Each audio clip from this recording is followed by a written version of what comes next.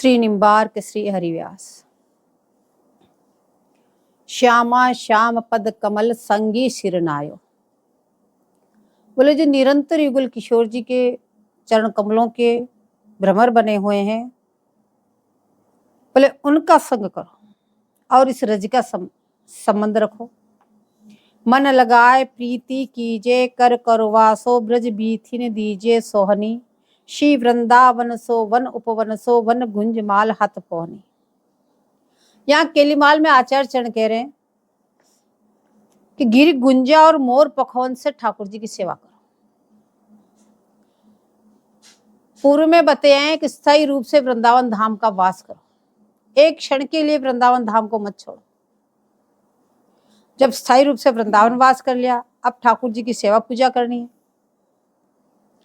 तो यहाँ उपदेश दे रहे हैं, बोले गिरी गुंजा, जो गुंजा फल होता है, बोले उसकी माला बना के, उसके श्रृंगार बना के ठाकुर जी को धारण कराओ। मोर पखवन से ठाकुर जी का श्रृंगार कराओ। बोले सोने चांदी के हारों के चक्कर में मत पड़ना कि सोने का हार होना चाहिए, चांदी का ये होना चाहिए। बोले क्यों? बोले ऐसे करने में आपका समय नष्ट होगा और आप उस चीजों को प्रयास करने के लिए कि ठाकुर जी के लिए सोने के हार होना चाहिए, ऐसा छत्र होना चाहिए, ऐसा वो होना चाहिए, उसके लिए आपको वृंदावन धाम छोड़ना पड़ेगा। आपको वृंदावन में बैठे बैठे सोने के हार तो उपलब्ध नहीं हो जाएंगे। बाहर जाना पड़ेगा, किससे मांगना पड़ेगा, कैसी व्यवस्था करनी पड़ेगी। इसलिए रसिकाचार्य कह रहे हैं कि बोले गुंज माला से, गुंजों की मोतियों से माला पहनाओ, मोर पखवन से श्रृंगार कर लो, लेकिन इस चक्कर में पड़ना नहीं तो आपका समय भी नष्ट होगा और वृंदावन धाम भी छूट जाएगा। और मान लो किसी प्रकार से बैठे बैठे भी आपको ये व्यवस्था हो गई तो भी आपका चिंतन छूट जाएगा, क्योंकि मन में भय बना रहेगा। सोना चांदी पता नहीं कब कौन आ जाए, ठाकुर जी की सहित उठा के ले जाए। बोले ये भय बना रहेगा तो आपका यथार्थ रूप से चिंतन मन नहीं बनेगा। इसलिए कह रहे हैं आचार्य चरण, बोले मन लगाए प्रीति कीजे कर करवासो ब्रज बीथिन दीजे सोहनी। और श्री वृंदावन सो वन उपवन सो वन गुंजमाल हाथ पौनी। बोले अपने हाथों से बनाओगे तुम, गुंजा फल के वो फल तोड़ के लाओगे, उससे तुम अपने हाथों से उसको माला बनाओगे तो आपका चित्त एकाग्र होगा। प्रियालाल की सेवा आपके हाथों से होगी। दूसरे हार सोने चांदी के आप हाथों से नहीं बना सकते। और गो गो सूतन सो मृग मृगसन सो। बोले जैसे गाय के बच्चे को जैसे गाय प्यार करती है और मृगी मृग के सुत सो प्रीति कैसे करती है, बोले ऐसे ही तुम अपने इष्ट से प्रीति करो। पूर्व ही बताया है कि जितने दुर्जनों का त्याग है उतने ही स्वजनों का त्याग भी जरूरी है। दुर्जन तो फिर भी समय समय पाकर के आपको कष्ट देंगे, लेकिन स्वजन तो निरंतर आपका मन हटाए रखेंगे। बार बार आपका चित्त जिसमें अत्यंत ममता होगी वहीं आपका चित्त बार बार जाएगा, तो प्रियालाल से आपका चित्त हट जाएगा। और यहाँ तो निरंतर उनका चिंतन करना है, इसलिए दुर्जनों से भी कहीं अधिक स्वजनों का परित्याग करना है। अब कहने अब सबका परित्याग करके आपको कैसी प्रीति करनी है युगल किशोर जी से, जैसे गाय अपने बच्चे के लिए करती, मृगी अपने बच्चे के लिए करती है। बोले श्री हरिदास के स्वामी श्यामा कुंज बिहारी और रतन नेकन जोहनी। श्री हरिदास के स्वामी बोले श्यामा और कुंज बिहारी को छोड़कर, बोले आचार्य चरण जी कह रहे हैं, बोले हमारे जो इष्ट है कुंज बिहारी, बोले उनको छोड़ के तनक भी इधर उधर मत देखना तो और भी कोई है हमारे लिए। बोले निरंतर उन्हीं का चिंतन करते रहना। बोले भूल के भी इधर उधर मत देखना, कदापि मत देखियो, कहने कदापि किसी भी अवस्था में इधर उधर मत देखना, निरंतर उन्हीं का चिंतन करते रहना। बोले किस प्रकार से, जैसे नागरी को चित्त गागर में, चाहे आपकी देह की क्रियाएं हो रही है। ये उदाहरण इसलिए दिया जैसे किसी नागरिक के सिर पे पानी की मटकी रखी है, वो पानी लेके आ रही है रास्ते में, उसके हाथ में रस्सी भी है, उसके हाथ में बाल्टी भी है, अपने सहेलियों से बात भी कर रही है, इधर उधर गर्दन भी घुमा रही है, लेकिन उसके सिर की मटकी सिर से गिरती नहीं, क्योंकि उसका चित्त उस गागर में है। जिस क्षण चित्त हट जाएगा उसी दम धड़ाम से वो नीचे गिर जाएगा। तो ऐसे आप चाहे नहाते हैं, धोते हैं, कुछ भी करते हैं, लेकिन चित्त एकदम प्रिया चरणों में लगा होना चाहिए। वहां से चित्त हटा के धड़ाम से गिरे। किसी भी अवस्था में, किसी भी परिस्थिति में आपका चित्त वहां से हटना नहीं चाहिए। बोले इस प्रकार से अपने गुल किशोर जी का निरंतर भजन करो। अब आचार्य चरणों का भाव यह है कि उपास्य केवल दो है। एक तो राधा पद रेणु, अब तक रज की इतनी महिमा का गान किया कि इस रज में निरंतर पड़े रहो, निरंतर इस रज का सेवन करो। ये रज ही आपको प्रिया प्रीतम की प्राप्ति करा सकती है, ये रज ही आपको रस में डुबा सकती है। और दूसरे श्यामा श्याम पद संगी, जो निरंतर युगल किशोर जी को चिंतन मनन करते हैं, बोले उनका संग करो। इन दो बातों के अलावा तीसरे को देखो ही मत। अब यहाँ कहने देह को वृंदावन में न्यास करते हो संकल्प कर दो। बोले देह को वृंदावन में आके पड़ जाओ, न्यास कर दो। बोले इस बस अब हमें कहीं नहीं जाना। और यहाँ कहने हाथ में जल लेके संकल्प कर दो। क्या संकल्प करना है? तो जीवन भर वृंदावन भूमि को नहीं त्यागेंगे। किसी भी परिस्थिति में वृंदावन धाम को छोड़ के नहीं जाएंगे, चाहे हमें कितना ही कष्ट क्यों न झेलना पड़े, चाहे हम यहाँ सड़ जाएं, चाहे हमारे बॉडी के कुछ टुकड़े टुकड़े कर दे, लेकिन हम वृंदावन धाम को नहीं त्यागेंगे। बाहर हमें चाहे कितना ही सुख मिले, पर हम उसकी तरफ आंख उठा के नहीं देखेंगे। बोले ऐसे वृंदावन धाम में आकर के संकल्प कर लो।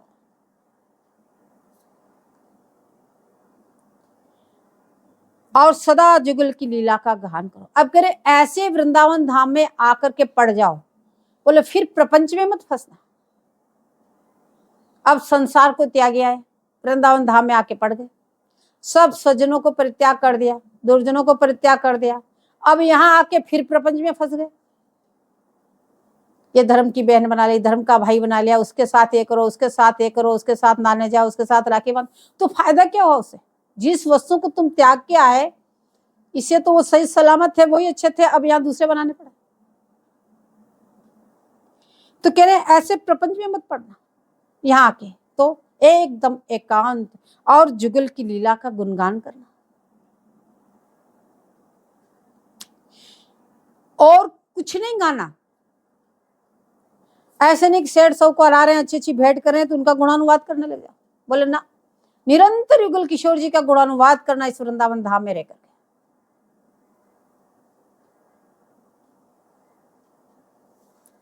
बोले ये तो मन का समर्पण है। इस प्रकार से वृंदावन धाम में अपने मन का समर्पण कर दो। यदि आपकी कहीं ऐसी भावना हो जाए, कैसी? तो आजीवन वृंदावन धाम को नहीं त्यागेंगे, चाहे कितना ही कष्ट क्यों ना आए। आप संकल्प ले लो कि अब हम वृंदावन धाम को एक क्षण के लिए नहीं त्यागेंगे, और यहाँ आके कि आप किसी भी प्रपंच में नहीं पड़ेंगे, निरंतर युगल किशोर जी का गुणानुवाद करेंगे, अन्य किसी का आप गुणानुवाद नहीं करेंगे। ऐसी भावना यदि आपकी हो जाए तो उस समय अवश्य समझ लेना कि स्वामी जी ने तुमको स्वीकार कर लिया है। यदि इस रीति रिवाज से आप चल पड़े और इस तरह से आप हो रहा है, क्योंकि ये भी कृपा साध्य है। कृपा कब होगी? जब आपके हृदय के अंदर उत्कट लालसा होगी, तब स्वामी जी कृपा करेगी। ऐसी उत्कट लालसा से आप यदि ऐसी भावना हो जाए तो चाहे हमारे खंड खंड वे जाए तन, अंग अंग सत टूक, लेकिन हम वृंदावन धाम को नहीं त्यागेंगे किसी भी परिस्थिति में, और न अन्य किसी का गुणानुवाद करेंगे, न अन्य किसी प्रपंच में पड़ेंगे। और एकाग्र चित्र होकर यदि आपका मन भजन में लग गया तो समझ लो निश्चित रूप से आपको श्री जी ने स्वीकार कर लिया है। ये निशानी बताने बाबा महाराज। अब वास्तविक संग बताने कि श्यामा श्याम पद संगी। वृंदावन धाम में रहकर आपको किसका संग करना है? बोले रसिक जनों का, जो युगल किशोर जी के चरण कमलों के भ्रमर बने हुए हैं। उनका जो संग किया, उन चरणों में जिनका चित्त निरंतर लगा हुआ है, बोले उन रसिक जनों को आपका संग करना है यहाँ पे रह के भी। श्री नागरीदास जी महाराज कहते हैं कि साचे संत हमारे संगी, और सबे स्वार्थ के लोभी चंचल मति बहुरंगी, मन काया माया सरिता में बहते आनी छंगी, नागरिया राखो वृंदावन झीठा ललित त्रिभंगी। साचे संत कह रहे हैं वो हमारे संगी है। साचे संत जो नित्य विहार रस परायण है, जो निरंतर नित्य विहार रस में डूबे रहते हैं, बोले वो संत ही बोले हमारे संगी है, संगी हमारे हितैषी है। बोले हितैषी कौन? जो हमें प्रिया प्रीतम की प्राप्ति का मार्ग दिखाते हैं। बोले ऐसा करो ऐसा करो ऐसा करो, तुम्हें निश्चित प्रिया जी मिल जाएंगी। बोले जो हमें ऐसा मार्ग दिखा रहे हैं, वास्तव में सच्चे हितैषी तो हमारे वो ही हैं। जो प्रिया से मिलावे वो सच्चे संत। बोले ऐसे सच्चे संतों का संग करो। बोले वास्तव में ये संत ही हमारे हित चिंतक है। और तो हमने बहुत देख लिया, नागरीदास जी कह रहे हैं, और हमने बहुत लिया, जितने भी और सब संबंधी है, जितने भी प्रेमी जन है, सब स्वार्थ के। जिस दिन स्वार्थ टूटा, बोले उसी दिन संबंध खत्म हो गया। लेकिन निस्वार्थ भावना से ये प्रेम केवल संत ही करते हैं। उनको अपने से कोई स्वार्थ नहीं, उल्टा अपना वो समय दे करके अपने कल्याण में लगे हुए हैं, अपने को प्रिया प्राप्ति का मार्ग बता रहे हैं। उनको अपने से कोई प्रयोजन नहीं है। बोले ऐसे जो सच्चे संत हैं, बोले उनका संग करना, क्योंकि वो अपना अमूल्य समय दे करके साधक को पथ पर चलाने का मार्ग बता रहे हैं कि तुम ऐसे चलो, निश्चित रूप से तुम्हें प्रिया की प्राप्ति होगी। बोले इनके अलावा और जितने भी कोई है, बोले वो सब स्वार्थ के, सब लोभी हैं। संसार का सभी संग स्वार्थवश है।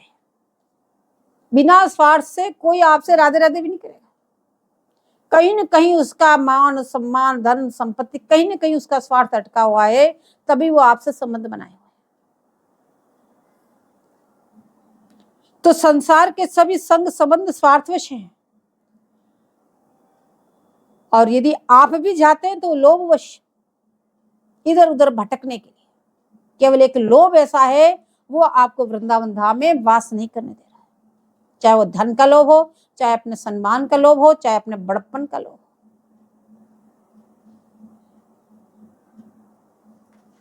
तो लोभवश अपनी मन और काया को माया रूपी सरिता की उत्तम तरंगों में भटकते रहते हैं। बोले ये सब क्या है? मान सम्मान धन संपत्ति, ये बोले माया की तरंगे हैं। कब किस तरंग में उछलते हैं, कब किस तरंग में उछलते हैं, इन तरंगों में इधर उधर भटकते रहते हैं। तो नागरीदास जी महाराज कह रहे हैं, बोले जब से हमें सच्चे संतों का संग प्राप्त हुआ, बोले जब ही हमको वृंदावन धाम मिल गया, जहां युगल किशोर जी नित्य विहार परायण हैं। बोले धाम में आपको ऐसी कौन सी वस्तु प्राप्त हो गई जो आप इतने प्रसन्न हैं? बोले एक इस वृंदावन धाम में ही युगल किशोर जी नित्य विहार परायण है, अन्यत्र कहीं नहीं। और आपको युगल किशोर जी चाहिए, आपकी भावना है कि हमें युगल किशोर जी चाहिए, तो बाहर आप किसके लिए जा रहे हैं? बाहर तो युगल किशोर जी है ही नहीं, नहीं आपको प्राप्त हो सकते। एकमात्र वृंदावन धाम में ही युगल किशोर जी है, और इसी वृंदावन धाम में निरंतर विहार परायण है। हाँ, हमको न दिख रहे हैं, लेकिन वो तो हमको देख रहे हैं भाई। उनके मंगल विग्रह से संस्पृश हवा तो हमको प्राप्त हो रही है, उनके मंगल विग्रह की सुगंधित तो हमें प्राप्त हो रही है, उनके चरण कमलों से दलित मलित रज तो हमें प्राप्त हो रही है, इस यमुना जी के दर्शन तो हमें प्राप्त हो रहे हैं। बाहर तुम्हें क्या मिल रहा है? यदि किसी प्रकार रज छूट गई तो समझ लेना हमारा रस ही छूट गया। तुम किसी प्रकार से यदि वृंदावन धाम को छोड़ के जाते हैं, इन सभी कारणों में से किसी एक कारण को भी, तो समझ लो हमारा तो रस ही छूट गया, अब हमारे पास रस ही नहीं। तो रज की शरण ग्रहण करने से क्या संपत्ति प्राप्त होगी? बोले इतना आप जोर दे रहे हैं कि ऐसे वृंदावन धाम में नित्य विराजमान हो, तो कह रहे हैं कि ऐसी कौन सी वस्तु है जो हमें इस वृंदावन धाम में रहने से प्राप्त हो जाएगी? कह रहे पत्रावलिम रचयतु, वो प्यारे जी की सेवा तुम्हें होगी। यहाँ पे हित जी महाराज कह रहे हैं कब वो समय होगा जो हम प्यारे जी के मंगल विग्रह पे पत्रावली की रचना करें। अब यहाँ पे आचार्य जो भी उपदेश दे रहे हैं तो बोले बाबा प्रियाचंद जी महाराज कह रहे हैं कि आचार्य के मन की 3 गति होती है। एक तो अंतर्मना, एक बाह्य मना, एक अंतर्बाह्य मना। बोले अंतर्मना क्या है? जिसमें श्री युगलवर का वो निरंतर ध्यान करते रहते हैं, वहीं जाके उनकी सेवा पूजा करें, उनको किसी का कोई भार नहीं। एक गति तो ये है आचार्य से। दूसरी गति उनकी है बाह्य मना। जब बाह्य दिशा में आते हैं तो अपने पे धर करके दूसरे के अभिमान आदि को धिक्कारते रहते हैं, लेकिन दूसरे का नाम अपने भी धर के सब ऐसा कार्य करते हैं। और जब अंतर्बाह्य मना होते हैं तो जब युगल किशोर जी के ध्यान से उछलते हैं तो अपने साधक परिकरों को युगल किशोर जी की प्राप्ति का उपदेश देते हैं, उनको सन्मार्ग पे लगाते हैं, उनको जीवों को शरणागति का उपदेश देते हैं। और ऐसा उपदेश देते हैं कि इस उपदेश से जीव के मन में लालसा उत्पन्न होती है। जब प्रियालाल की रूप लीला गुणगान का वर्णन करेंगे तो उस जीव के हृदय में लालसा उत्पन्न हो जाएगी, हमें ये वस्तु कैसे प्राप्त हो, ऐसा कौन सा साधन है हम भी उसको करें। अब जीव के अंदर लालसा हुई तो अब यहाँ बता रहे पहले बोले सभी उपदेश सुन रहे हैं, लेकिन नहीं लगता कि सबको ये उपदेश लग जाए, सभी इसको ग्रहण कर ले। तो सबको ये ग्रहण करने के लिए पहले क्या होना चाहिए? तो उसके लिए बाबा महाराज बता रहे हैं कि बोले पहले श्रद्धा होनी चाहिए, उस साधक के अंदर श्रद्धा होनी चाहिए। जो भी वो सत्संग सुन रहा है उसके अंदर, उसके प्रति उसकी श्रद्धा होनी चाहिए। अब जीव के अंतःकरण में दोष है, नाना प्रकार से विषयों में वो लिप्त है, कई जन्मों से लिप्त है, तो उसका हृदय दोष से भरा हुआ है। उस दोष के कारण वो संतों में भी दोष दिखता है। जैसा चश्मा लगा वैसे उसको सामने दिख रहा है, तो उन संतों में भी उसको वो दोष दिखाई देते हैं। तो केवल परोक्ष पदार्थ में श्रद्धा से लाभ नहीं होगा। सामने आए उसमें तो हाथ जोड़ लिया, प्रणाम कर लिया, जी हजूर आपके समान कोई नहीं, ये तो परोक्ष आपने श्रद्धा कर ली। और पीछे तो पता नहीं क्या क्या करते हैं, उनके सारे जो तुम्हें दिखाई दिया कचड़ा वो सारा तुमने उगल दिया। बोले ऐसी श्रद्धा से काम कतई नहीं चलेगा।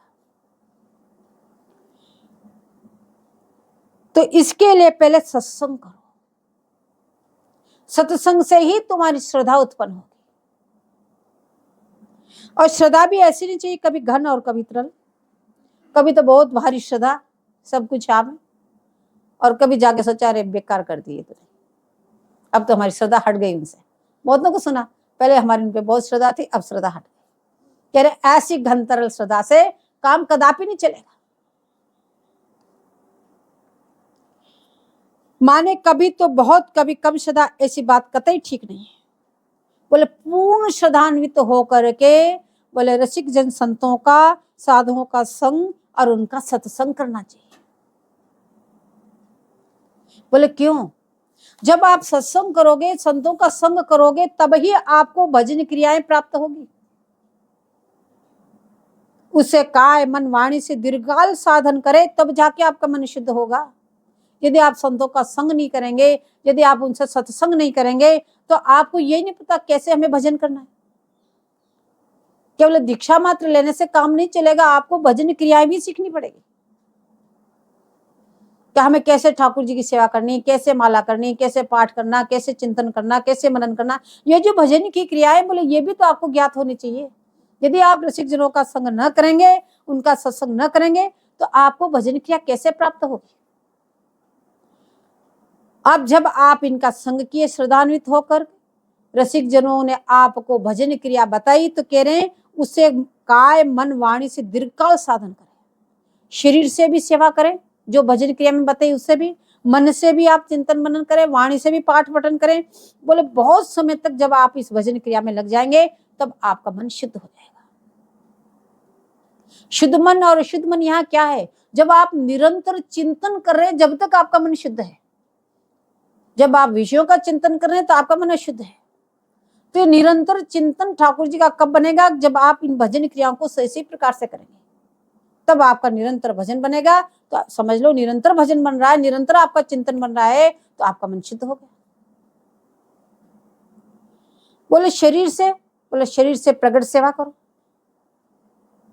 ठाकुर जी के सुंदर सुंदर श्रृंगार करो, उनको स्नान कराओ, उनके राजभोग वगैरह सबकी पूर्ण रूप से सेवा करो। ये शरीर की सेवा हो।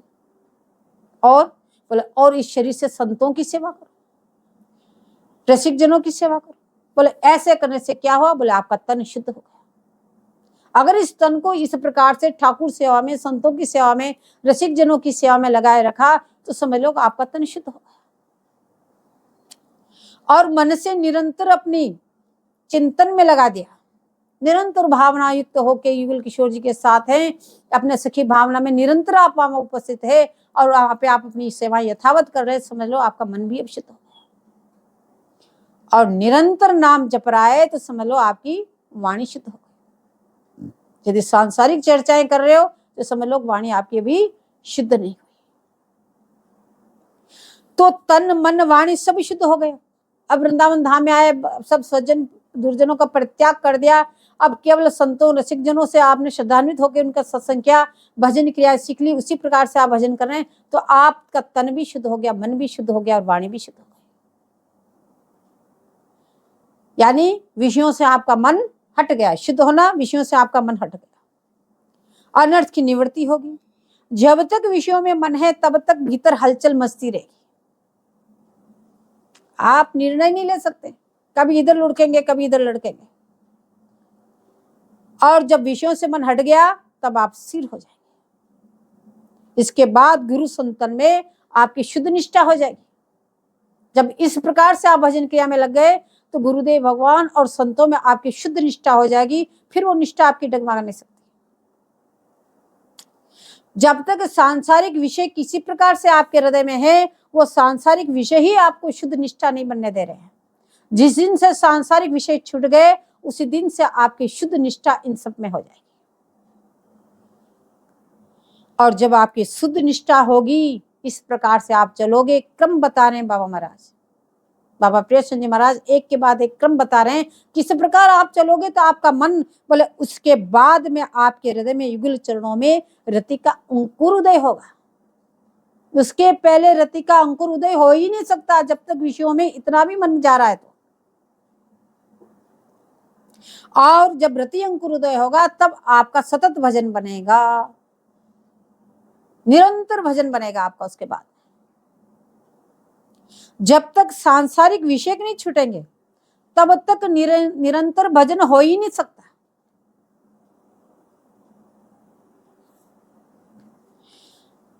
बोले इस प्रकार से, बोले पहले बताया संतों का संग करो, पहली वस्तु ये बताई, फिर उनका सत्संग करो। तो यहां बताने साधु का संग भी दो प्रकार का है। बोले एक तो दीक्षा रूप से, दूसरा शिक्षा रूप से। तो दीक्षा पद्धति से तो आपके संबंध में दृढ़ता होती है। आपने गुरुदेव भगवान से दीक्षा ग्रहण कर ली तो उन्होंने आपके गुल किशोर जी से संबंध जुड़वा दिया। अब संबंध पक्का हो गया गुरु महाराज की कृपा से। और दीक्षा गुरु मंत्र रूप से आचार्य जुगल से संबंध स्थापित करा दिया। आपका मंत्र प्रदान करके, आपको पंच संस्कार करके युगल किशोर जी के साथ स्थायी संबंध करा दिया। सो दीक्षा गुरु तो एक ही होने चाहिए। यानी जब मर जाए, जब किससे दीक्षा ले ली फिर दीक्षा ले ली फिर, बोले ना, ये तो अपराध हो जाएगा। दीक्षा गुरु केवल एक ही होने चाहिए। लेकिन अब आगे भी आपको शिक्षाएं लेनी है, हमें कैसे भजन मार्ग मिले, कैसे क्या करना है। बोले उसके लिए शिक्षा गुरु अनेक हो सकते हैं, जिससे शिक्षा मिली वही शिक्षा गुरु। तो जिनसे भजन मार्ग मिला वो हमारे लिए शिक्षा गुरु है। तो यदि भजन मार्ग नहीं मिला तो भजन कैसे करोगे? दीक्षा लेके बैठ गए और भजन मार्ग कोई बताने वाले आपको नहीं मिला तो आप भजन कैसे करोगे? बोले केवल माला करके बैठ जाओ, बोले उससे काम चलने वाला नहीं। जिस प्रकार से आपको उपयुक्त साधन बताए शिक्षा गुरु से सारे समझ करके उसी प्रकार आपको चलना होगा। बोले शिक्षा गुरु के संग के प्रभाव से आपका हृदय शुद्ध हुआ, विषयों से आपका मन हटा, आप चिंतन में लगे, मनन में लगे, भजन क्रियाओं में लगे। अंकुर का स्वरूप ममता के समान होता है। बोले उसके बाद में आपके हृदय में रति का अंकुर उदय होगा। अंकुर उदय होना क्या, बोले अंकुर ममता के समान होता है। जैसे ही संबंध स्थापित होगा वैसे ही उस संबंधित वस्तु से ममता उत्पन्न हो जाएगी। कहीं पे भी देखो, जिससे आपका संबंध हुआ तो उसके समय के जितने भी उसके जो वस्तु सामग्री उस सब से आपकी ममता उदय हो जाएगी। संसार में देख लो। बोले इसी प्रकार आपका ठाकुर से संबंध करा दिया तो ठाकुर जी विषय जितने भी वस्तु है उसमें आपकी ममता उत्पन्न हो जाएगी। जब आपकी उसमें ममता उदय होने लगे, आपको लगे इससे हमारी ममता हो रही है, तो समझ लो कि आपके अंदर अंकुर उदय हो रहा है। बोले कैसे पता चले उन चीजों का, तो उज्जवल नीलमणिकार कहते हैं शांतिर व्यर्थ कालत्वम विरक्तिर मान शून्यता आशा बंद समुत कंठा नाम गाने सदा रुचि आशक्ति सतत गुणाख्याने प्रीति सदवसति सले इत्यात योन भावाश्य जति भावंकुरे जने।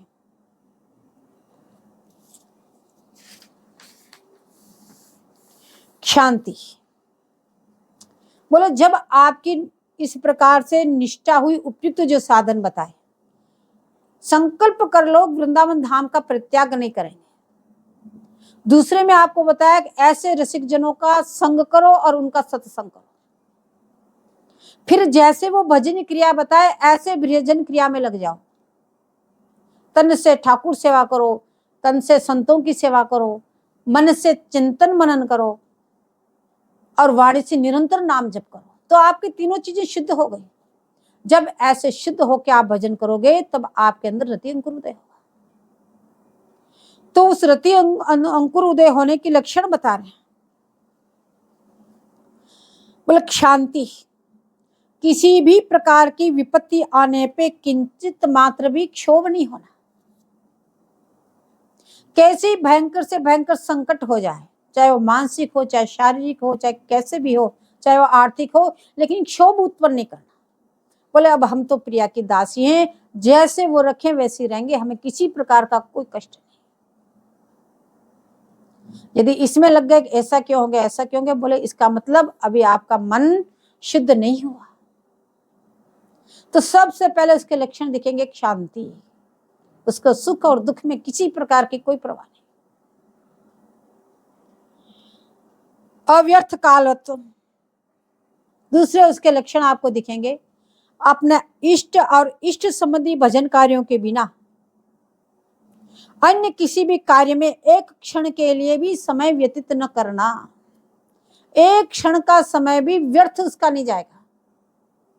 या तो अपना भजन पूजन करेगा, या ठाकुर जी की सेवा करेगा, या संतों की सेवा करेगा।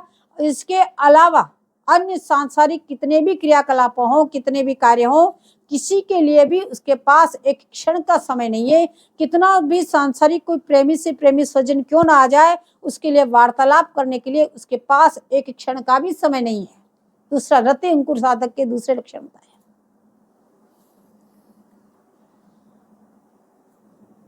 तीसरे बता रहे हैं विरक्ति। बोले इस काल में भी और पर काल में भी किसी भी परिस्थिति में किसी भी वस्तु में उसकी वासना नहीं होना, उसी का नाम विरक्ति है। केवल भैंस मात्र से नहीं कह रहे, मन में किसी के प्रति वासना उदय नहीं होना, चाहे वो सांसारिक पदार्थ हो, चाहे सांसारिक कोई क्रियाएं हो, सांसारिक कोई संबंध हो, किसी की भी लालसा ना हो, किसी के प्रति उसकी वासना ना हो। बोले ऐसे उसके लक्षण आपको दिखे देंगे, एकदम विरक्त। और मान शून्यता, भक्ति विषयक सर्वश्रेष्ठ होने पर अपने आप को नितांत दीन और भक्तिहीन समझना। निरंतर वो भजन कर रहा है, निरंतर वो नाम जाप कर रहा है, निरंतर वो सब कुछ कर रहा है, उसको स्मरण भी हो रहा है, सब कुछ हो रहा है, लेकिन फिर भी समझना कि हमसे तो भजन हो ही नहीं रहा है, कब हमसे भजन बनेगा।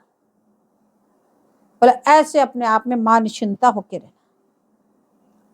लेकिन तटस्थ होने से ये लक्षण तो ज्ञानियों में भी होते हैं। बोले इन लक्षणों को दूसरे व्यक्ति भी पहचान सकते हैं। ये तो ज्ञानी जन में भी ये चारों लक्षण दिखाई देते हैं, लेकिन भक्ति अंकुरित वालों को बोले आगे और लक्षण बता रहे हैं कि आशाबद्ध, इतनी आशा गरिष्ठ हो, किंकरी भाव इतना प्रबल हो कि हम प्रिया की सहचरी, उसके हृदय में दृढ़ विश्वास है कि मुझ पर स्व इष्ट की असीम कृपा है। जब भी तो हमें वृंदावन धाम का वास दिया, निरंतर रसिक जनों का संग दिया, उनका सत्संग दिया, और उसी प्रकार से हम इसमें रति अंकुर उदय होगा। इतनी गाढ़ विश्वास हो, ऐसा नहीं पता नहीं प्रिया जी कृपा करेगी, नहीं पता नहीं हम वहां जाएंगे, ऐसा कभी नहीं होगा। निश्चित रूप से हमें प्रिया जी अपनाएगी, निश्चित रूप से हम प्रिया की सखी। तो हम इतने पापी, हम इतने अवदनीय, हमें कैसे प्रिया प्राप्त हो सकती? बिल्कुल नहीं। निश्चित रूप से प्रिया जी हमें अपनाएगी, ऐसी उसकी आशा होनी चाहिए। बोले समुत्कंठा, उत्कंठित होकर के नाम का जाप करे। ऐसे नहीं कि इतनी माला करनी है तो उसको उत्कंठा पूर्वक लालसा युक्त होकर निरंतर नाम जप करे, तथा गुरु और अपने आचार्यों को और इष्ट के दर्शन के लिए लालायित रहे, निरंतर उत्कंठित रहे। नाम गाने सदा रुचि, इष्ट गुणगान में सदा तत्पर होकर इसमें गाढ़ रुचिवान हो जाना, निरंतर युगल किशोर जी का गुणानुवाद करना या उनके गुणगान सुनना।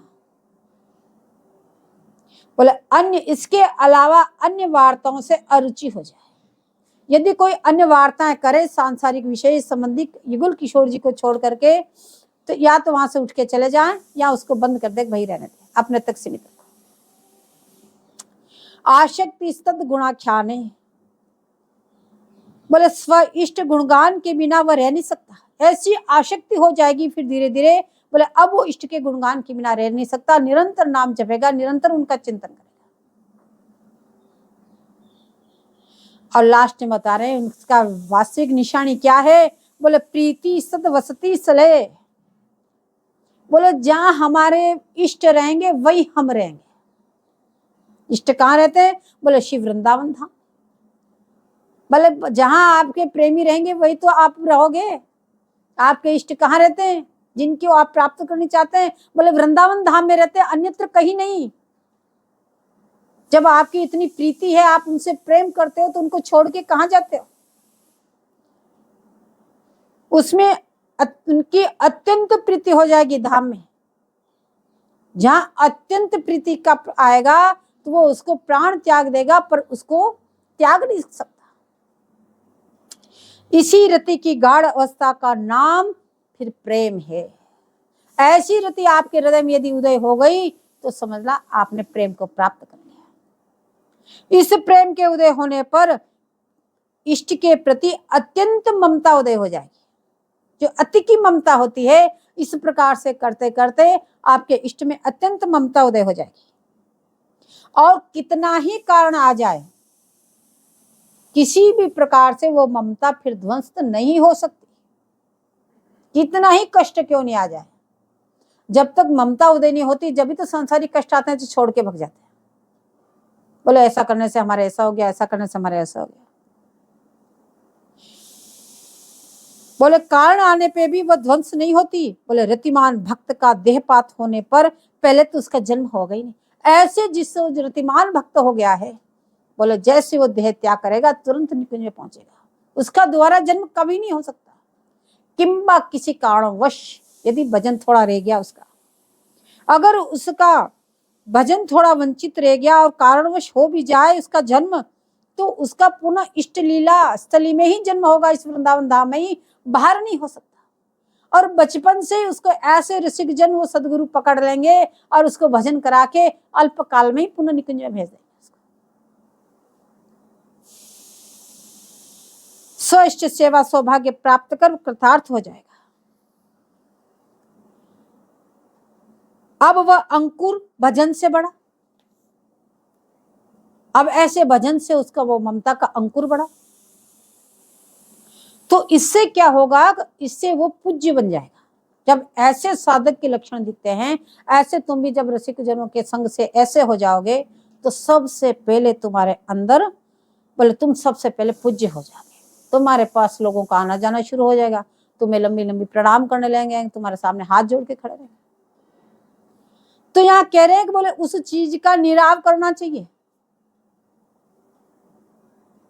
कृषि निवार ही चतुर किसाना, बोले ये जो पूज्य बन रहे हो ना, ये क्या है? ये खरपतवार है, तुम्हारी खेती को नष्ट करने वाली है, तुम्हारे भजन को नष्ट करने वाले हैं। इसलिए चतुर किसान वही है कि उसका निवारण कर ले, उसको उखाड़ उखाड़ के फेंक दे शुद्ध रूप से। तब भी आपके हृदय के अंदर यदि आपने उस पूज्यता को स्वीकार नहीं किया तो ही बोले आपकी शुद्ध रूप से ममता रूपी बेली बढ़ेगी और जाके प्रिया के चरणों में लिपट जाएगी। तब उसके हृदय में दो बात होगी, एक तो संचारी भाव और एक स्थायी भाव। तो हम सीजी के हैं, ये लालसा बढ़ेगी उसके, क्योंकि जब आपकी पूज्य आप बन जाओगे और सबसे आपने उनका आदर स्वीकार करना शुरू कर दिया, समझ लो फिसल गए। फिर आपको वो ममता रूपी बेली नहीं बढ़ेगी, फिर तो कौन कितना सत्कार कर रहा है उसकी तरफ ध्यान चला जाएगा। तो कह रहे हैं कि ये इसका निवारण करके ही, और जब इसका निवारण आपने कर दिया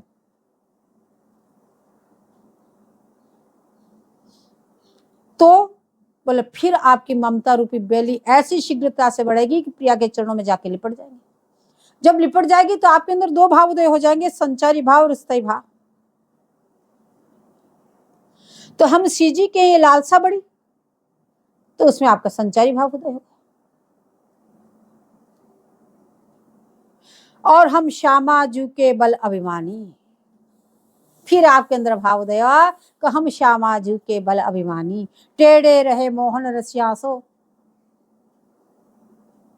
बोले क्यों? बोले ये संचारी भाव है, इसमें कभी हर्ष होता है तो हम प्रिया जी के चरणों में हमें अनुभूति हो रही है,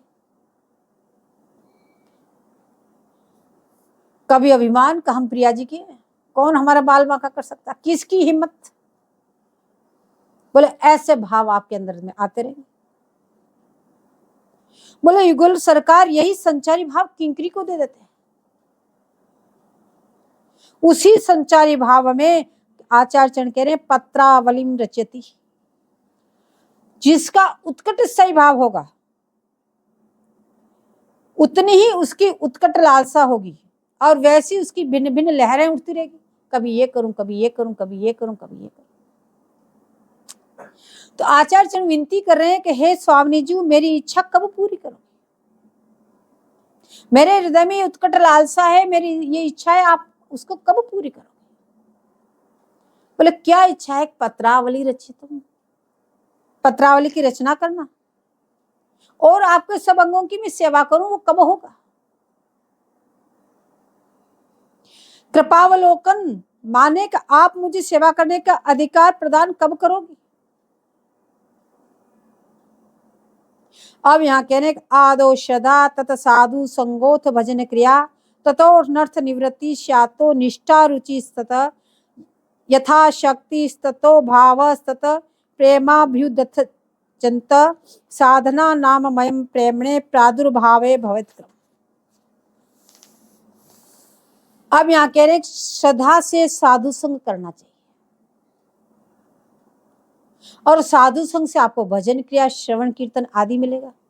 इससे आपके अनर्थ की निवृत्ति हो जाएगी, दुर्वासना का नाश हो जाएगा और इससे आपके भक्ति में अधिक निष्ठा हो जाएगी। और अधिक निष्ठावान होकर यदि आप भक्ति अंगों का अनुष्ठान करते रहेंगे, श्रवण कीर्तन में आपकी रुचि होगी, जिससे भक्ति अंगों में आसक्ति हो जाती है। इस आसक्ति के गाढ़ हो जाने पर इष्ट के प्रति हृदय होती होगी, इसीलिए रति गाढ़ होने पर प्रेम बनकर आपके सेवा प्राप्त की हेतु हो जाएगी। सेवा प्राप्त करने के लिए आपको इसी क्रम से चलना पड़ेगा। अब यहाँ सुधानिधिकार कह रहे अंका स्थितेपि दयते किमपि प्रलापम हा मोहनेति मधुरम विदग्ध कस्मात् श्यामानुराग मद विहल्ल मोहनांगी श्यामा मणिर जयति कापी निकुंज सिंह। अब कह रहे हैं अब आनंद और आह्लाद आनंद स्वरूप लाल है, आह्लादनी स्वरूप स्वामी जी है। अब ये आनंद क्या है और आह्लाद क्या वस्तु है? बोले प्रिया शक्ति आह्लादनी प्रिय आनंद स्वरूप तन वृंदावन जगमगे इच्छा सखी। ब्रह्मत्व के उपरांत आनंद और आह्लाद की विवेचना शक्ति शक्तिमान का भेद बताया। बोले आनंद और आह्लाद क्या वस्तु है आपस में? बोले जैसे अग्नि में दाहकता अग्नि का वास्तविक स्वरूप है। अग्नि में जो दाहकता है, जो उष्णता है, बोले वो अग्नि का वास्तविक स्वरूप है। यदि उसमें पानी डाल के उसको बंद कर दो तो वो फिर अग्नि नहीं कहलाए।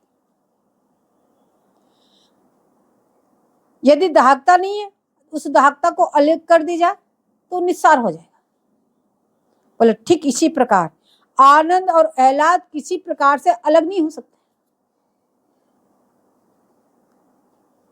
अब यह देखना है कि आनंद और आह्लाद की भिन्न भिन्न क्रियाएं क्या हैं। जैसे अग्नि की दाहकता को आप अग्नि से अलग नहीं कर सकते हो, ऐसे आनंद और आह्लाद को भी अलग अलग नहीं कर सकते, लेकिन इनकी क्रियाएं भिन्न भिन्न है। तो भिन्न क्रियाएं क्या है?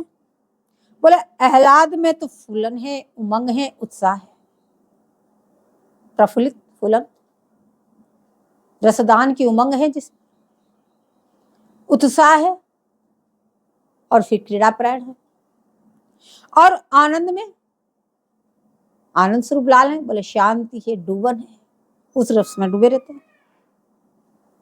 बोले निकुंज भूमि में सहचर्य और सेवा सामग्री और पशु पक्षी आदि में प्रिय आह्लाद का ही संचार है इस निकुंज मंदिर में, और साधक पर्यंत वो आह्लाद आता है।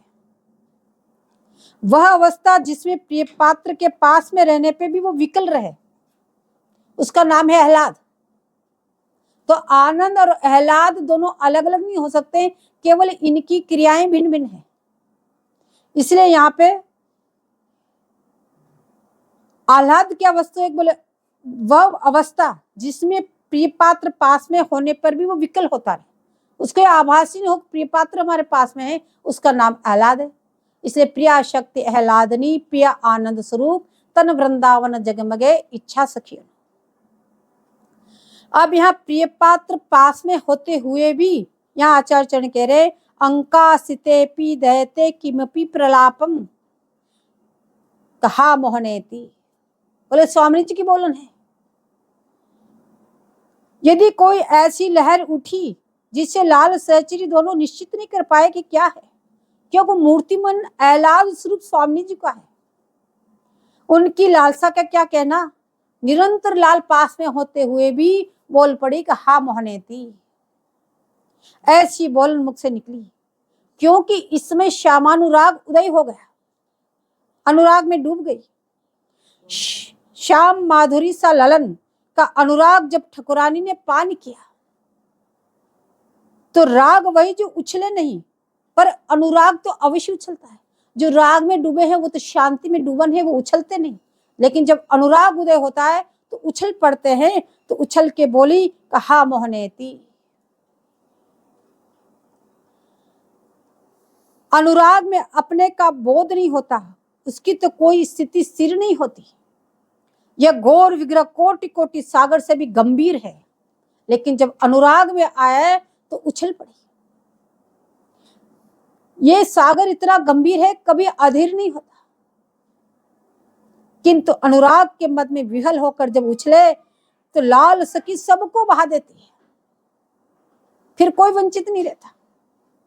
कोई भी अपन को नहीं संभाल सके। इसी बात को देखकर श्री ध्रुवदास जी महाराज कहते हैं, सेज सरोवर राजत है जलमादिक रूप भरे तरुणाई, अंगन आभा तरंग उठे तहा मीन कटाक्षन की चपलाई, प्यासी सखी भरी अंजुल नैन पिएते गिरी उपमा ध्रुवताई, प्रेम गयंद ने डारे हैं तोरी के कंचन कंज चहुदिश माई। बोले क्या स्थिति है? बोले सेज रूपी सरोवर है। युगल किशोर जी की जो शैया है, बोले वो सेज रूपी सरोवर है, और उस सरोवर में रूप की मादकता रूपी जल भरा हुआ है, और उसमें आभा की तरंग उठ रही है। उनकी जो नेत्रों के जो कटाक्ष है वही उसमें मीन कलोल कर रही है। उस रूप माधुरी को प्यासी सखियों ने नेत्रपुट अपनी अंजलि से पिया तो उसे पीते ही गरक होकर गिर पड़ी। तो मानो क्या शोभा हुई कि प्रेम रूपी मतवाले हाथी ने सरोवर में घुसकर स्वर्ण कमलों को तोड़कर चारों ओर फेंक दिया। तो यह प्रकार सखियां पड़ी है, ऐसी सखियों को भला कौन संभाले। जब ठकुरानी अनुराग में डूबती है तो सबको इस प्रकार से अनुराग में डुबा देती है। तो सखियों की दशा देखकर स्वामी को बाद में उनकी स्थिति का मालूम हुआ, परंतु कृपा दृष्टि से देखते ही सभी सखियां सचेत हो गई। तो भाव है कि संयोगात्मक वियोगात्मक सभी खेल निकुंज में संभव है, क्योंकि श्यामा मणि है,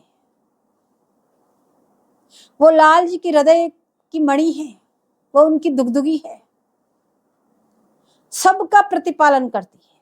लाल सखियां, लता पता पशु पक्षी सबका प्रतिपालन बोले स्वामी जी करती है, क्योंकि वे निकुंज की राज रानी है। तात्पर्य यह है कि प्रेमानंद घनाकृति सुस्वरूप है और तदंतर सर्व वस्तु सार वहां प्राप्त है। तो निकुंज में यह विरह क्यों हुआ स्वामी जी को? बोले इसलिए हुआ कि लाल को जो अपने प्रति अनुराग देखा, लाल का प्रिया के प्रति जो अनुराग उदय हुआ, उस अनुराग को देखकर स्वामी जी ने सोचा कि इसके सामने मेरा अनुराग तो बहुत छोटा है। यह विचार आते ही स्वामी जी विहल हो उठी। लाल के अति के प्रेम को देखकर स्वामी जी विहल हो उठी, क्योंकि जितना ऊंचा प्रेम होगा उतनी ऊंची विरह और दयनीयता होगी। यहां तो नित्य संयोग है, विरह का नामो निशान नहीं है, लेकिन वहां भी मिलन का भान ही न हो। वास्तव में प्रेम तो वही है।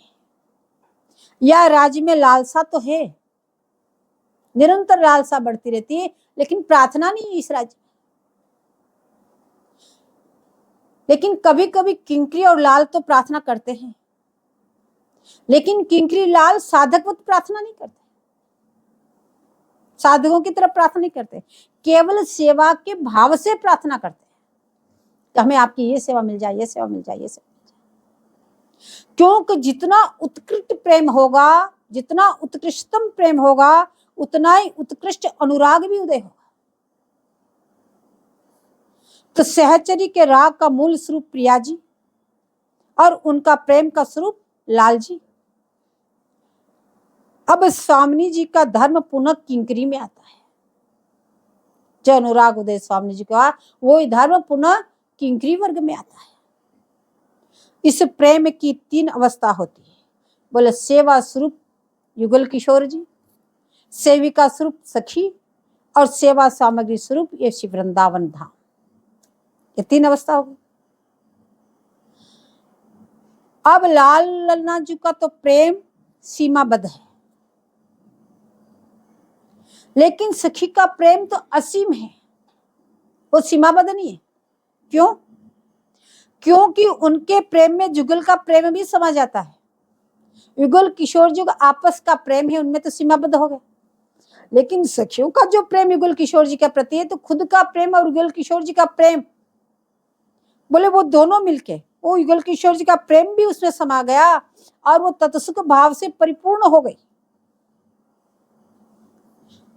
तो उनका असीम है, पर है सेवक भाव से ओतप्रोत सखियों का। सखी वर्ण लाल ललना एक प्रेम के 4 स्वरूप है। जैसे एक मक्खन का गोला हो, उसके 4 भाग कर लो, एक के प्रिया प्रीतम है, तो एक के सखी है, एक के सेवा सामग्री, एक वृंदावन धाम है। लेकिन तत्वगत रूप से चारों एक है, इनमें तत्वगत रूप से कोई अंतर नहीं है, केवल स्वरूपभूत रूप से अंतर है। स्वरूप में वो सेव्य है और वो सेविका है, वो सेवा सामग्री है, वो धाम है। इनमें से जहां एक वस्तु होगी वहां ये तीनों के तीनों अवश्य होंगे। तो जहां निकुंज प्रेम की उछलन है तो वहां विरह भी उतना ऊंचा है। जहां वृंदावन धाम है तो वहां प्रिया प्रीतम निश्चित रूप से हैं, सखियां भी निश्चित रूप से है, उनकी सेवा सामग्री भी निश्चित रूप से है। तो इन चारों में से कोई एक वस्तु जहां है वहां चारों की चारों निश्चित रूप से है और इसके छोड़ के अन्यत्र कहीं नहीं है। तो जैसी भी यहाँ प्रेम की उछलन आई, बोले वैसे वैसे लहर आई, कभी हर्ष कभी विषाद कभी दैन्यता, वैसा वैसा संचारी भाव का वर्णन किया। बोले नित्य क्रीड़ाओं में चार बात आती है, सेवा, उत्साह, सूरत और सहज। महावाणी जी में चारों बात है। बोले सहज में क्या है? सहज में स्वाभाविक विलास है, कथनोपकथन, परस्पर वार्तालाप भी है, वो सहज है, अचेष्टित है, स्वाभाविक है, उनकी वार्तालाप है। और उत्साह में रस माधुरी विलसने की उमंग है, इस रस को विलसने की उमंग है, इसलिए उत्साह है, उमंग से उत्साह बढ़ा।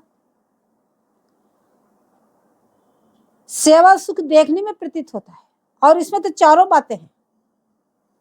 सेवा सुख में सेवा भी है, उत्साह भी है, सूरत भी है, सहज भी है, चारों बातें हैं, लेकिन इसमें सेवा प्रधान है, उत्साह में उत्साह प्रधान है। बोले इसी प्रकार श्री सुधानिधि, श्री चतुरासी, श्री केलीमाल आदि वाणी में चारों ही बातें अवस्थित है, परंतु उनके भेद नहीं।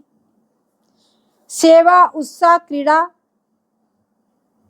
कथनोपकथन, क्रीड़ा क्या सुरस, कथनोपकथन सहज, बोले इसका जहां तारतम्य है बोले वहां विशुद्ध निकुंज रस है,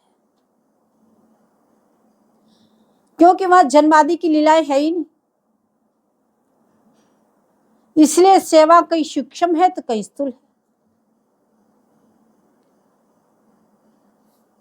अब यहाँ पे श्री सुधानिधिकार श्री हितजी महाराज स्वामी जी से कृपावलोकन चाहते हैं, उनके चरणारविंद की दासिता एवं सेवाधिकार मांगते हैं, क्योंकि वो आपकी करुणा से ही मिल सकती है। अब श्री ललितादिक सब सखियों को सेवा प्राप्त तो है ही, उनको फिर ये प्रार्थना क्यों? ऐसी बात नहीं वो प्रार्थना कर रहे हैं तो उनको कभी सेवा मिली नहीं, सेवा उनको प्राप्त है, निरंतर वो सेवा करते हैं, फिर भी निरंतर प्रार्थना क्यों करते हैं? तो भावना दी में भी सेवा है, फिर भी इनको संतोष क्यों नहीं, क्यों विनती कर रहे हैं? तो कहने का प्रेम का वास्तविक स्वरूप भी है, जितनी सेवा प्राप्त हो बोले उसको पाने की जितनी तीव्रता और अधिक हो, जितनी जितनी सेवा प्राप्त होगी उतनी उतनी और लालसा बढ़ती जाएगी, तो और कब सेवा मिले, और कब सेवा मिले, और सेवा करूं, जितनी जितनी मिलती जा रही है उतनी उतनी उसकी सेवा की लालसा बढ़ती जाएगी। क्योंकि विधिराज सेवा में सेवा से संतोष है, जो विधि पूर्वक सेवाएं, विधि के अनुसार ये कर लो, ये कर लो, ये कर लो, सारी सेवाएं हो गई, फिर संतोष हो गया कि हमारा उपक्रम सारा पूरा हो गया। यहाँ तो प्रेम राज्य है, प्रेम राज्य में तो अभाव का अवश्य बोध होना चाहिए। यदि आपको अभाव का बोध नहीं हुआ तो प्रेम ही नहीं है। जहां प्रेम का सागर है वहां ममता और लालसा रूपी लहर अवश्य चलती रहेगी। अनुराग में सद्भाव की कभी प्रतीति और उसमें सदा अभाव ही होता रहेगा, निरंतर सेवा मिलते हुए भी आपको अभाव रहेगा। बोले निश्चित दिन लगी रहो यह लालस। श्री बड़देवाचार्य जी महाराज कह रहे हैं कि श्यामा श्याम चरण की सेवा बिना आनसो उपजो आलस, कहत सुनाय सुमनवच क्रम करी उरजी रहो जिये जुग जस जालस, जय श्री वट अगट घटना में ढरो सदा मन मोर सुढालस। जय जय श्री हरिव्या।